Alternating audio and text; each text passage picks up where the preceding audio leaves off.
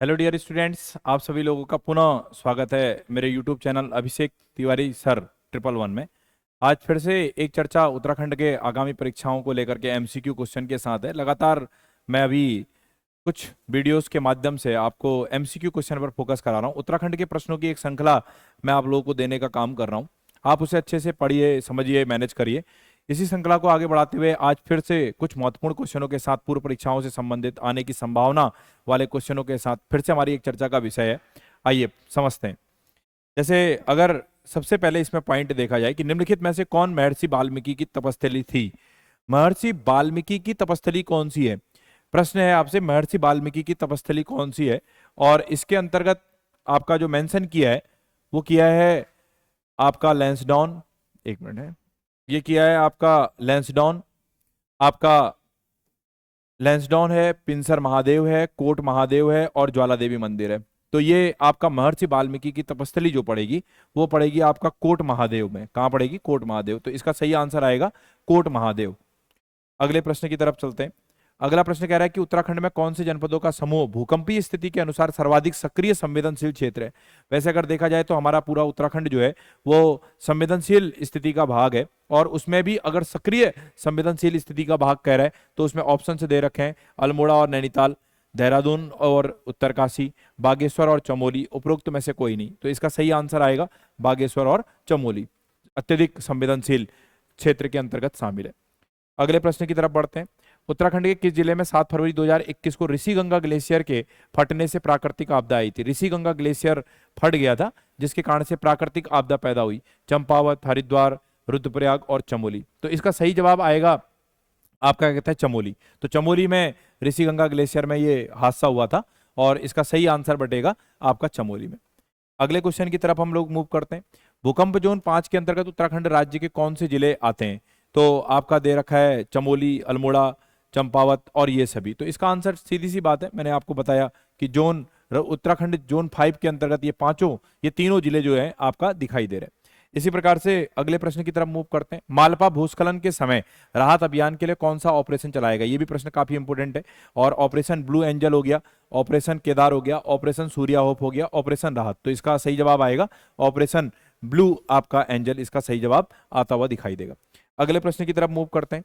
उत्तराखंड के किस स्थान पर वन्य जंतु रक्षक प्रशिक्षण केंद्र किस स्थान पर स्थापित किया गया? नैनीताल में, अल्मोड़ा में, कालागढ़ में और इनमें से कोई नहीं। तो इसका सही जवाब होगा कालागढ़। कालागढ़ में यह क्षेत्र जो है आपका स्थापित किया गया। बुनकरों के उत्पादन में वृद्धि, तकनीकी कौशल एवं आधुनिकीकरण हेतु उत्तराखंड में कौन सी योजना संचालित हो रही है? दीनदयाल हथकरघा योजना, जनश्री बीमा योजना, सामूहिक बीमा योजना और इनमें से कोई नहीं। तो इसका सही जवाब होगा इनमें से कोई नहीं। ऐसी कोई योजना नहीं है जो इसके अंतर्गत आपका तकनीकी कौशल एवं आधुनिकीकरण उत्तराखंड में योजना के अंतर्गत क्या है आपका संचालित है। अगले क्वेश्चन की तरफ मूव करते हैं। राज्य में राजकीय नारी निकेतन का संचालन किस तरह की महिलाओं की सहायता एवं पुनर्वास हेतु किया जा रहा है? भिक्षावृत्ति में फंसी महिलाएं, वैश्यावृत्ति में फंसी महिलाएं, घरों से उपेक्षित महिलाएं और हिंसा की शिकार महिलाएं। तो इसमें से जो इसका सही आंसर आएगा, वैश्यावृत्ति में जो महिलाएं फंसी हुई हैं उन महिलाओं के लिए राजकीय नारी निकेतन का संचालन किया जा रहा है। तो वैश्यावृत्ति में फंसी महिलाओं के लिए यह किया जा रहा है। अगला क्वेश्चन आपका बन रहा है, उत्तराखंड का सबसे कम अनुसूचित आपका जाति वाला, सबसे कम अनुसूचित जातियां कहां पाई जाती हैं? तो 2011 के डाटा के अनुसार इसका सही जवाब होगा चंपावत। अल्मोड़ा, चंपावत, नैनीताल, उधम सिंह नगर। तो इसका सही जवाब बनेगा चंपावत। अगला क्वेश्चन मूव करते हैं। उत्तराखंड राज्य आंदोलनकारी व उनके आश्रितों की जो मूलभूत सुविधाओं और राजकीय सेवा में आरक्षण संबंधी विधेयक पर विचार के लिए किसकी अध्यक्षता में प्रवर समिति का गठन किया गया? रितु खंडूरी, आपका प्रेमचंद्र अग्रवाल, मदन कौशिक और धन सिंह रावत। तो इसका सही जवाब आएगा आपका आंदोलनकारी व उनके आश्रितों की मूलभूत सुविधाओं और राजकीय सेवाओं में आरक्षण के लिए यह आएगा प्रेमचंद्र अग्रवाल। प्रेमचंद्र अग्रवाल की अध्यक्षता में प्रवर समिति का गठन किया गया था। अब 11वें क्वेश्चन की तरफ चलते हैं। निम्नलिखित में से उत्तराखंड के किस स्थान पर G20 शिखर सम्मेलन से संबंधित बैठकों का आयोजन किया गया? आपका रामनगर, अल्मोड़ा, नरेंद्रनगर और ए और सी आपका दोनों ही विकल्प इसके अंतर्गत शामिल है। तो ए और सी दोनों ही विकल्प इसके अंतर्गत शामिल होंगे और यही इसका सही जवाब बनता हुआ दिखाई देगा, ए और सी। तो इसका सही आंसर आ जाएगा ए और सी आ जाएगा। अगले क्वेश्चन की तरफ मूव करते हैं। यह कह रहा है कि निम्न में से कौन सा नगर भागीरथी के तट पर स्थित है? ऑप्शन दे रहा है आपका भैरव घाटी, झूला घाट, बैजनाथ और आपका टिहरी। तो कौन सा इसमें है? तो इसका सही आंसर आ जाएगा आपका क्या कहते हैं, भैरव घाटी। इसका सही आंसर बनेगा भैरव घाटी। भैरव घाटी जो है भागीरथी के तट पर स्थित है। अगला क्वेश्चन कह रहा है भैरव घाटी नगर भागीरथी के तट पर स्थित है। भैरव घाटी भारत के उत्तराखंड के उत्तरकाशी जिले में स्थित एक गांव है। यहाँ जहानवी नदी का भागीरथी नदी के संगम स्थल है। भैरव घाटी धराली से 16 किलोमीटर तथा गंगोत्री से 9 किलोमीटर आपका दूरी पर है। तो ये विशेष तौर पर इसके अंतर्गत कुछ टिप्पणियां हैं जिसको देने का काम किया गया, इसे भी आप समझने का प्रयास करेंगे। अगला पॉइंट आ रहा है कौन सा नगर काली नदी के तट पर स्थित है? जौलजेबी, बागेश्वर, भराल और आपका जोशीमठ, इनमें से कौन सा स्थित है? तो इसका सही आंसर आएगा काली नदी के तट पर जोलजीबी। तो जोलजीबी पिथौरागढ़ के क्षेत्र में पड़ेगा और यहां पर स्थित है। जोलजीबी नगर काली नदी के तट पर स्थित है। जोलजीबी भारत के उत्तराखंड के कुमाऊं मंडल में के पिथौरागढ़ जिले में स्थित एक छोटी बस्ती और बाजार है। यहाँ काली और गोरी नदी का आपका संगम होता है। तो ये पॉइंट भी आप लोग क्लियर रखेंगे। अगले पॉइंट में चलते हैं कि मुगल शासक मोहम्मद शाह रंगीला को भेंट भेजने वाला चंद शासक आपका कौन था? तो इसका सही आंसर आएगा रुद्रचंद्र, देवीचंद्र, इंद्रचंद्र और कल्याणचंद्र। इसका सही आंसर बनेगा आपका कल्याणचंद्र। कल्याणचंद्र ने मुगल शासक मोहम्मद शाह रंगीला को आपका भेंट भेजी थी। मुगल शासक मोहम्मद शाह रंगीला को भेंट भेजने वाला चंद शासक कल्याणचंद्र था। बालो कल्याणचंद्र ने 1563 ईस्वी में अल्मोड़ा नगर बसाया और यहां चंद राजाओं की राजधानी स्थापित की। बालो कल्याणचंद्र पहला चंद राजा था जिसने गंगोली हाट पर अपना अधिकार स्थापित किया था। इसी प्रकार से पेशावर कांड से प्रभावित होकर के मोतीलाल नेहरू ने कब संपूर्ण देश में गढ़वाल दिवस मनाने की घोषणा की? 23 अप्रैल, 25 जून, 24 मई और आपका 26 जुलाई। तो इसका सही आंसर आएगा भाई आपका 23 अप्रैल। तो ये आपका न्यूमेरिकल वैल्यू पर आधारित क्वेश्चन है, थोड़ा सा आप इसे तैयार रखिए। अगले पॉइंट की तरफ बढ़ते हैं। पेशावर कांड से प्रभावित होकर के मोतीलाल नेहरू ने 23 अप्रैल को संपूर्ण देश में गढ़वाल दिवस मनाने की घोषणा की थी।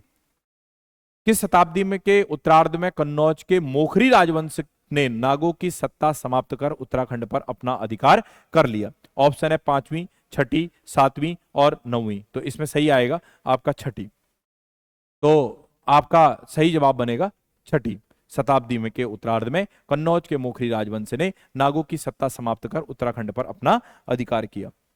पांडुकेश्वर ताम्रपत्र में किस शासक को कलि कलंक पंक के में मग्न, कलि कलंक, अच्छा क्वेश्चन है, कई बार आ चुका है, कलि कलंक पंक में मग्न धरती के उद्धार के लिए 12 अवतार लेता हुआ बताया गया है? इष्टदेव, भूदेव, ललित सूर्यदेव और सरोड़ादित्य। तो इसका सही आंसर आएगा ललित सूर्यदेव। इसका सही आंसर बनेगा ललित सूर्यदेव।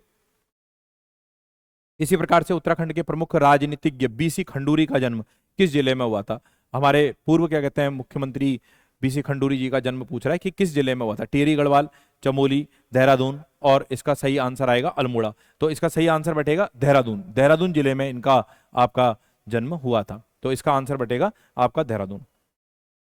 अगला क्वेश्चन है कि भाई भीमताल की आकृति कैसी है? त्रिभुजाकार है, आयताकार है, चतुर्भुजाकार है और वर्गाकार है। तो इसका जो सही आंसर आपका बनेगा, ये जो आकृति है लगभग त्रिभुजाकार आकृति का स्वरूप धारण करते हुए दिखाई देती है। इसके बाद नेक्स्ट क्वेश्चन है भीमताल की आकृति त्रिभुजाकार है। यह उत्तराखंड में काठगोदाम से 10 किलोमीटर उत्तर की ओर स्थित है। इसकी लंबाई 1674 मीटर, चौड़ाई इतनी और गहराई इतनी है। ठीक है। इसके बाद नेक्स्ट पॉइंट आ रहा है आपका कि निम्न में से कौन सी नदी पौड़ी की व्यास घाटी के पास गंगा नदी में मिलती है? नायर नदी, पश्चिमी रामगंगा, कोसी और इनमें से कोई नहीं। तो इसका सही जवाब आएगा नायर नदी। नायर नदी इसका सही जवाब बनता हुआ दिखाई देगा। और इसी प्रकार से नायर नदी पौड़ी के व्यास घाटी के पास गंगा नदी में मिलती है। यह उत्तराखंड राज्य की 12मासी गैर हिमनद नदी है। यह पौड़ी गढ़वाल जिले में बहती है। तो इस तरह से फिर से मैंने एक छोटी सी वीडियो बना करके आपको कुछ महत्वपूर्ण क्वेश्चन जिस पर मैं क्लास में विस्तार से चर्चा कर रहा था, उन्हीं को लेकर के कुछ फैक्ट के क्वेश्चनों को आपको देने का काम कर रहा हूं।